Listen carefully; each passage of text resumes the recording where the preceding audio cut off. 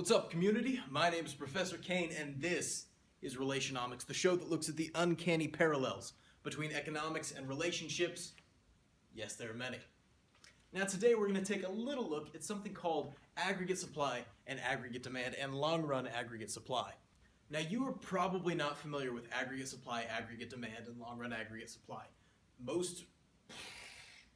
not. I had to read a book. See this? It's an actual book that I read for you. Feel honored. Aggregate supply, aggregate demand, and long-run aggregate supply are not pretty simple. They're actually kind of complicated. They're a little more complicated concepts, so I'm going to talk a little faster and we're going to get into it.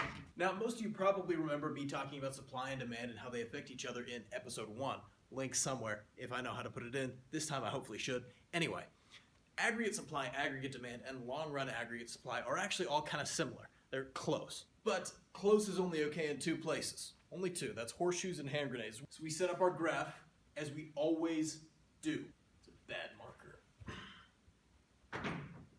You know why we need markers? Because we got to make graphs. All right. We set up our graph as we always do because we're good econometricians. Now this first curve right here, this is aggregate supply. What I mean by aggregate supply is it is everything that is produced to be sold. I'm talking about literally everything. These markers, this thing of tea, the camera that you're watching this thing on, the laptop that you're watching this thing on, this laptop that is off and I have it in the shop for some reason. Doesn't matter. Everything that's produced in the entire economy goes into aggregate supply. So this is just like supply, but with literally everything. And this guy right here, this is aggregate demand. This is everything that anyone demands in the economy at any time ever. It's like your mom's demand for products that she'll never use, your dad's demand for chainsaws, your sister's demand for makeup or something, I don't care. Your demand for garbage internet videos that entertain you. Your demand for food, your demand for shelter, your demand for an Xbox, your demand for a new game, your weird aunt's demand for whatever she's into. It doesn't matter. Everything that's included in there goes into aggregate demand. I got one. That's nice. All right, so here's aggregate supply, everything that is made by every person who makes things in the entire economy. This is aggregate supply. This is aggregate demand. Every consumer who demands any kind of good, this is all of their demand illustrated in a graph. Because the economy is always going towards equilibrium, we talked a little bit about equilibrium in episode 1. Because the economy is always going towards that point, it will always stay at that point here at the long-run aggregate supply point. So that's a little harder to understand. If I can find it. So aggregate demand has a bunch of stuff that goes into it, like GDP and investments and purchases and exports. There's a whole lot of stuff that goes into this. Basically, stuff that is put into the economy is all aggregate supply. Really, actually kind of difficult to understand, but you'll understand the metaphor. All right, so I'm going to put some markings on the graph. So this is aggregate supply. This is aggregate demand. And this is the long-run aggregate supply. What the model suggests is that there's this thing called long-run aggregate supply that's going to be, in the long term, everything that the economy produces. Because the market is always going towards this equilibrium point, eventually it'll just kind of reach it or get really close to reaching it. And this long-run aggregate supply is where that's going to be. So basically, what long-run aggregate supply is saying is that it's illustrating the total stuff that gets produced in an economy at any given time. What's important to know is why this is considered long run. We talked about some changes in supply and demand, like sometimes there's an increase in demand, more demand, all right? What this essentially says is that once demand increases, supply has to decrease. Supply just has to decrease at some point because we're already at capacity. So if we have a higher demand for stuff, like we just can't make as much stuff. That doesn't make sense. Keep in mind, this is still a theory with like actual economists. Us doing it as econometricians is a little presumptuous, but I'm okay with being a little presumptuous. I don't mind it. Because this is all of the economy, everything eventually comes back to this point. And that's what we're really hitting at, is that everything comes back to that long-run aggregate supply line.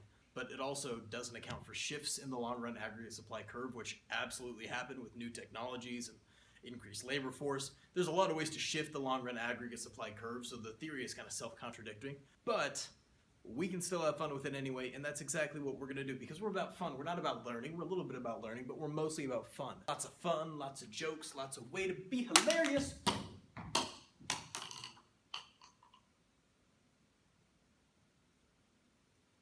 Oh, this is bad. Okay, so in that last shot, I like straight up took something off of this. This is what the inside of an Expo marker looks like. I don't know if you guys are into this, but this is super interesting to me. Oh, check it out. I put it in the wrong way. That's not something you want to hear. Look at this. It's like totally in. Look at this. It's gonna be fine. What in the world? We're still using this, by the way. All better. Now back to your regularly scheduled program. That was too far of a deviation. All right, so there's that. Kind of a difficult concept to understand. I don't even know if I fully understand it the more I think about it and try to explain it. Anyway, let's take the thing behind me, and apply it to girls. So everyone knows those couples that break up, then they get back together, then they break up again, then they get back together only for the sake of breaking up, then they get back together again, and all of that happens in like one morning. That's what we're going to talk about today with long-run aggregate supply. All right, you guys know the drill by now. Guys are the suppliers, girls are the buyers. Ooh, that rhymes. I didn't realize that before. You ladies are responsible for this aggregate demand curve. Guys, we do the supplying. We go out of our way to market ourselves, and girls kind of pick which product they want. So we're the suppliers, they're the buyers. That's the way this works. It's economics. Here's this couple, right? Then they break up, then they get back together again, then they break up, then they get back together again, and all it does is just create more drama. That's exactly what this is. Here we have the supplier, we're going to just call that the guy. Here we have the demand, we're going to call that the lady. And here we have our odd homeostasis state of long-run aggregate supply. And this is one of the weirdest phenomena in dating. One of the weirdest, by far. Or let's say this. Let's say you've got a toxic relationship. You took that acid test ratio and you realize, whoa, this is a super toxic relationship. And you, as the guy, say, you know what?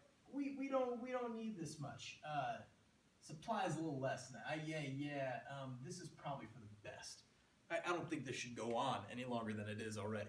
And so this girl goes, excuse me. I'm gonna fill in this line. It's bothering me. It's making me uncomfortable.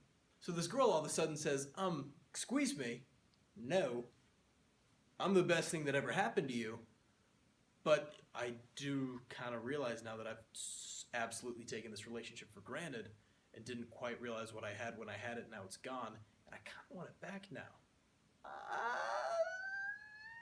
I do think you're really great and wonderful and absolutely fantastic. All of a sudden, we've seen a demand shift. So, yeah, we see our demand curve increase, and now we're back here at our long-run aggregate supply. That's basically why toxic relationships don't really go anywhere. That's just going to kind of stay where it is. That long-run aggregate supply, it's not going to move anywhere. If you're in the aggregates, you're doing something wrong.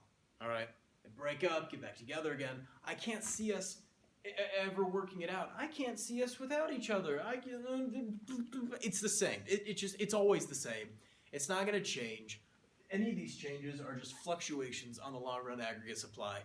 It's bad. Don't get into one. Don't be in one. If you're in this long-run stuff, like just actually get out. Like wreck the economy. It doesn't matter. It doesn't. If this is you, just close this chapter life. Just don't mess with it anymore. Don't screw around with it anymore. Just leave it behind. Everything either is or isn't. And a relationship like that is a thing that isn't, that's trying really hard to be is. I mean, if that's you, just get on with life. Get out of there. Don't run. Turn and run. Go. You might get chased, but you could probably outrun it. You're probably fast. Maybe not. Maybe it's best to just cower over. You know what it is, community. Like, subscribe, comment, do whatever you want to, really. I mean, you can do just about it. Oh, my voice is cracked. Video. I don't know, maybe other video. Channel subscription, probably right here. We'll put social media somewhere. We'll get social media at some point. Anyway, thanks for watching, and you better... Thanks for watching. Stay salty. Oh! No! Some of the green got on my cane. That is absolutely unacceptable.